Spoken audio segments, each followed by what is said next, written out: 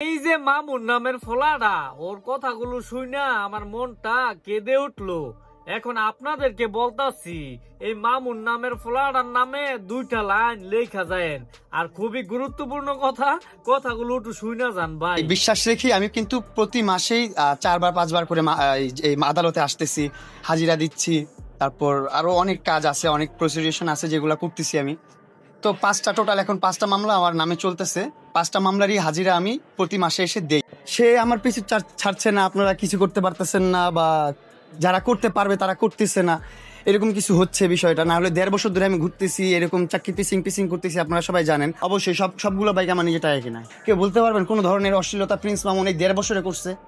যখন থেকে কমিটমেন্ট দিছি আমি, যখন থেকে দুধ দিয়ে গোসল করে বলছি যে আজকের পর থেকে আপনারা এরকম বাজে কিছু দেখবেন না, যা হয়েছে হয়ে গেছে। ইনম্যাচিওর লাইফে অনেক কিছু হয়, মানুষের ভুল ভ্রান্তি থাকি মানুষের জীবনে। মানুষ আসলে ম্যাচিওর হয়ে জন্ম নেয় না, মানুষ সবকিছু শিখে জন্ম নেয় না। এটা হচ্ছে ভাই এক একজনের পছন্দ, ভালোবাসা।